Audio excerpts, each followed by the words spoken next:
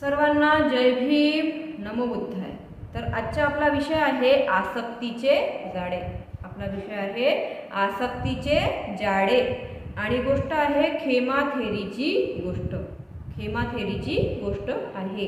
तर तथागतांनी धम्मपदामध्ये गाथा क्रमांक 347 उल्लेखित केलेली आहे।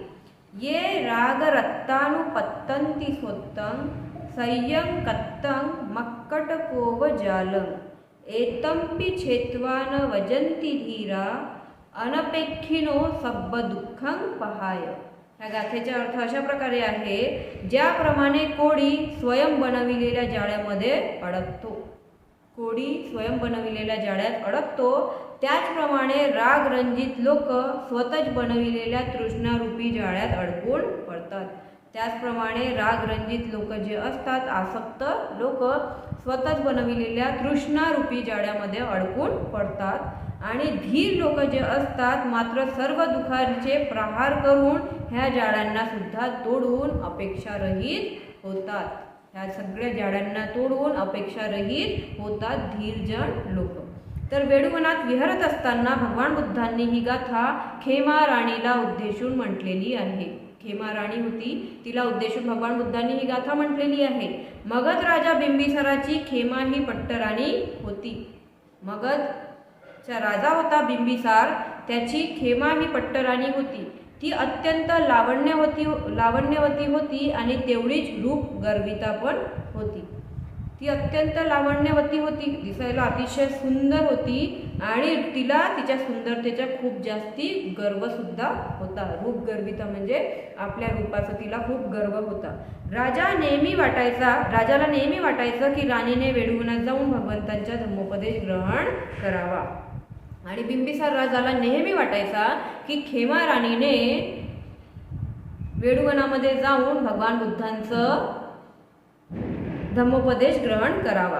परंतु ती भगवंताचा धम्मोपदेश ऐकणे सोडा दर्शनाला सुद्धा कधी गेलेली नाही। परंतु जी खेमा राणी होती ती भगवान बुद्धांचं धम्मोपदेश ऐकणं तर सोडा, ती त्यांच्या दर्शनाला सुद्धा कधी गेलेली नव्हती। कारण तिने असे ऐकले होते की भगवान नेहमी सौंदर्याची निंदा करतात। तिने आतापर्यंत असे ऐकले होते की भगवान बुद्ध नेहमीच सौंदर्याची निंदा करत असतात आणि म्हणूनच ती त्यांचे दर्शन घेणे टाळत होती। आणि म्हणून तिला वाटायचं की भगवान बुद्ध सौंदर्याची नेहमी निंदा करतात आणि मी एवढी रूपवती आहे, एवढी सौंदर्यवान आहे, म्हणून ती भगवंतांना भेटणे, त्यांचे दर्शन घेणे टाळत होती। राजाने खेमा राणीची चित्त प्रवृत्ती जाणली होती, तिला तिच्या सौंदर्याची प्रशंसा केलेली खूप आवडत असे आणि राजाने तिची चित्त प्रवृत्ती जाणली होती, तिला खेमा राणी जी होती तिला तिच्या सौंदर्याची प्रशंसा केलेली खूप जास्ती आवडत असे। मात्र सौंदर्याची निंदा तिला सहन करणे अवघड जात होती। परंतु तिच्या सौंदर्याची कुणी निंदा करत असेल तर ते सहन करणे तिला अवघड जात होती। खेमा राणी ही संगीताची अत्यंत शौकीन होती, हे राजाने टाळले होते। खेमा राणी जी होती तिला संगीत अतिशय आवडायचं, संगीताची ती अत्यंत शौकीन होती आणि राजाने हे टाळले होते। अनेक उपाय करूनही खेमा बुद्धांची मधुर वाणी ऐकायला न आल्यामुळे राजाने एक उपाय शोधून काढला। राजा अतिशय प्रयत्न करू लागला की खेमा राणीने एकदा तरी भगवान बुद्धांचे दर्शन घ्यायला पाहिजे आणि भगवान बुद्धांचे धम्मोपदेश ऐकायलाच पाहिजे। परंतु ती काही ऐकत नव्हती, ती कधीही जात नव्हती भगवान बुद्धांचं दर्शन घ्यायला आणि उपदेश ऐकायला।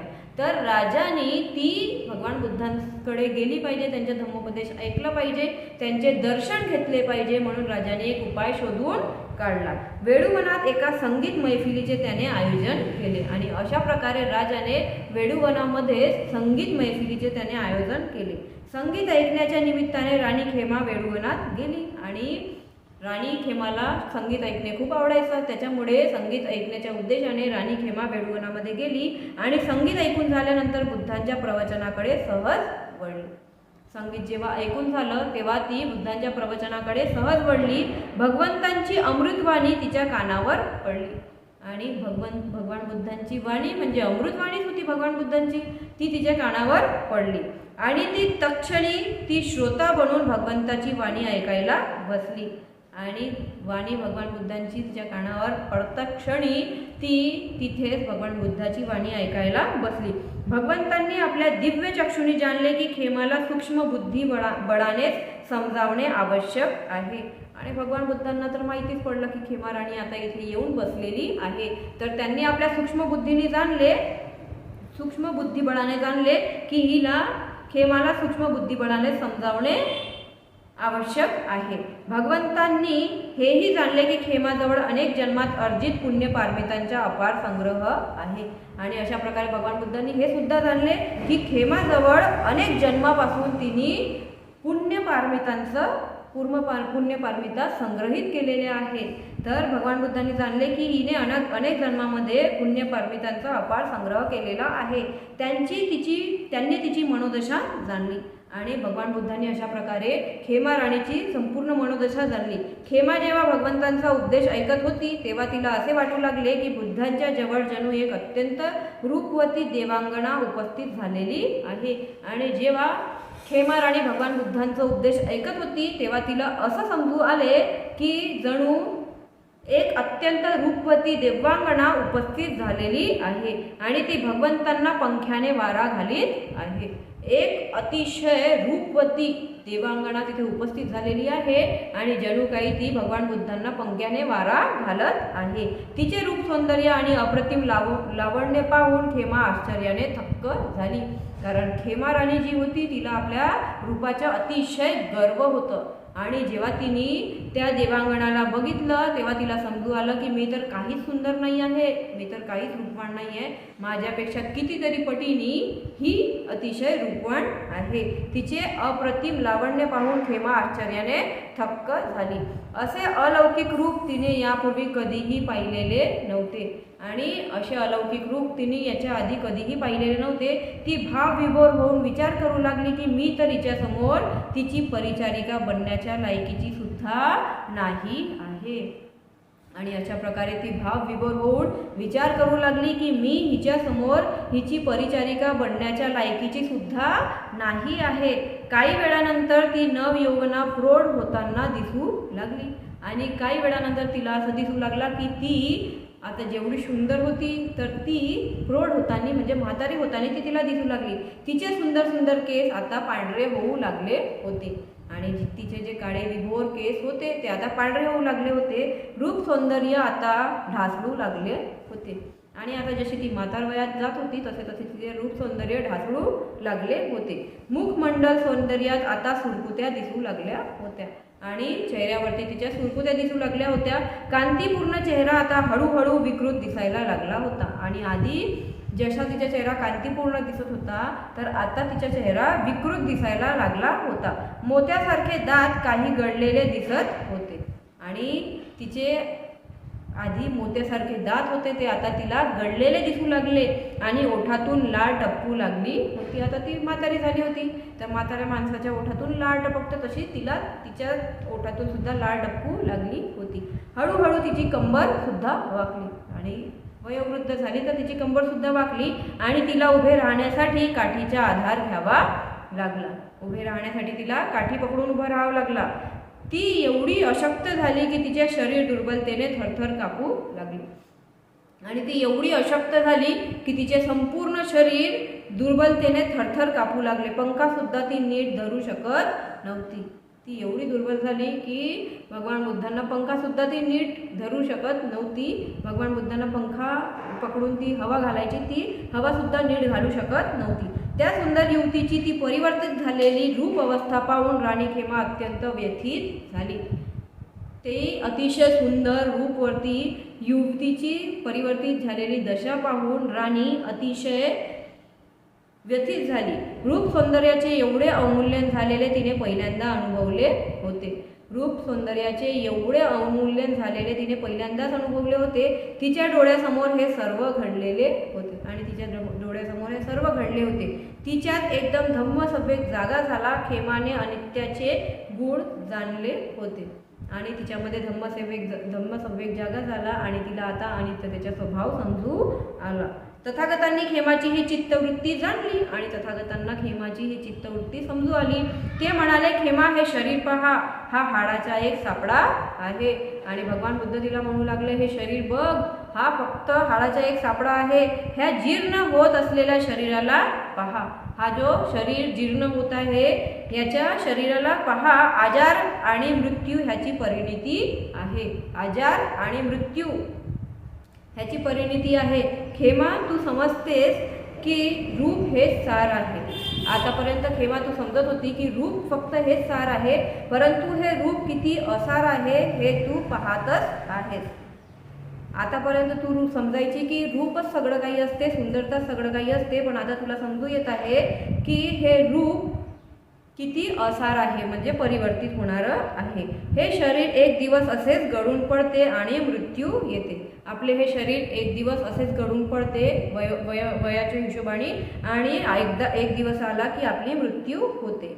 तरुणपणी अत्यंत सुंदर असलेले हे शरीर एक ना एक दिवस नष्ट होते. आणि अशा प्रकारे भगवान बुद्ध त्या खेमाला समजवू लागले की तरुणपणी अत्यंत सुंदर असलेले हे शरीर एक ना एक दिवस नष्ट होते. जे लोक आसक्त होऊन द्वेषाने, दूषित मोहाने मूळ होऊन आपल्या तृष्णेचा शोध थांबवत नाहीत, ते आपल्या बनवलेल्या शोधात असे अडकतात की ज्याप्रमाणे कोळी आपल्याच बनवलेल्या जाळ्यामध्ये अडकतो. ज्या लोकांना आसक्तीचा भाव ओळखता येत नाही ते लोक आपल्याच तृष्णेच्या याच्यामध्ये असेच अडकतात की जणू काही एखादा कोळी स्वयं बनवलेल्या जाळ्यामध्ये अडकत असतो. धीर पुरुष ह्या श्रोताला छेदून सर्व दुःखाचे प्रहार करतात व आकांक्षारहित होऊन प्रवर्जित होतात. आणि जे धीर पुरुष असतात ते ह्या श्रोताला छेदून सर्व दुःखाचे प्रहार करतात व आकांक्षारहित होऊन प्रवर्जित होतात. असहाय खेमा भगवंतांच्या चरणी लीन झाली. आणि भगवान बुद्धांनी तिला जेव्हा असं समजावून सांगितलं तेव्हा ती भगवान बुद्धांच्या चरणावरती लीन झाली आणि ती श्रोतापन्न सुद्धा झाली. राजा बिंबिसाराला अत्यंत आनंद झाला. आणि अशा प्रकारे राजा बिंबिसाराला अत्यंत आनंद झाला. त्याच्या सुखाला पारावार उरला नाही, कारण तो राजा बिंबिसार चाहतच होता, त्याची इच्छा ती होती की खेमाने भगवान बुद्धांचे दर्शन घ्यायला पाहिजे आणि त्यांचा धम्मोपदेश ऐकलेला पाहिजे. राणी खेमाने प्रवज्जेसाठी राजाची आज्ञा मागितली व ती भिक्खुणी झाली. आणि अशा प्रकारे राणी खेमाने प्रवज्जित होण्यासाठी राजाची आज्ञा मागितली आणि ती प्रवज्जित झाली, भिक्खुणी झाली. बुद्ध, धम्म आणि संघाला ती शरण गेली. आणि अशा प्रकारे बुद्ध, धम्म आणि संघाला ती शरण गेली. तिची ही व्यथा बघून भगवान बुद्धांनी ही गाथा म्हटलेली आहे. ह्या गाथा उपदेशानंतर राणी खेमाने अरहंत पद प्राप्त केले. आणि अशा प्रकारे जेव्हा ह्या गाथेचा उपदेश पूर्ण संपत आला तेव्हा राणी खेमा अरहंत पदाला प्राप्त झाली आणि बुद्धांची अग्रश्राविका म्हणून ती प्रसिद्ध झाली. आणि अशा प्रकारे ती बुद्धांची अग्रश्राविका म्हणून प्रसिद्ध झाली. आता ह्या गाथेमध्ये काही शब्द उल्लेखित केलेले आहेत ते मी तुम्हाला समजावून सांगते. मक्कटको व जालम. ज्याप्रमाणे कोळी जाळे विणून त्या जाळ्यात किडे किंवा माशी वगैरे अडकल्यास शीघ्रतेने धावून त्यास पकडतो, ज्याप्रमाणे एखादा कोळी असते तो जाळ्यामध्ये मासे अडकले तर तो बाहेर काढतो व आपल्या जाळ्याच्या विशिष्ट ठिकाणी नेऊन त्यांचे रक्तप्राशन करतो व नंतर स्वतःच त्या जाळ्यात अडकून पडतो. आणि एक दिवस असं येते की त्या जाळ्यामध्ये तो स्वतःच अडकून पडतो. त्याचप्रमाणे हे सांसारिक प्राणी सुद्धा आसक्त, द्वेषमग्न, मोहमग्न होऊन आपल्या द्वारेच रचलेल्या तृष्णा शोधात जाऊन पडतात व त्यातून त्यांना बाहेर पडणे कठीण जाते. त्याचप्रमाणे सर्वसाधारण मनुष्य जे असतात ते तृष्णेच्या जाळ्यामध्ये जाऊन पडतात आणि त्याच्यातून बाहेर निघणे त्यांच्यासाठी खूप कठीण जाते. अतः ह्या श्रोताला कठीणतेने पार पडण्यालायक म्हणतात. आता अनुपत्तंती सोतम ह्या शब्दाचा अर्थ असा आहे, काम वासनेचे बळी स्वतःच तयार केलेल्या इंद्रिय सुखाच्या प्रवाहात जाऊन पडतात. काम वासनेचे जे बळी असतात ते स्वतःच केलेल्या इंद्रिय सुखाच्या जाळ्यामध्ये जाऊन एक ना एक दिवस पडतात. तर आजची आपली ही गोष्ट होती आसक्तीचे जाळे आणि गोष्ट होती खेमा थेरीची गोष्ट. साधू साधू साधू.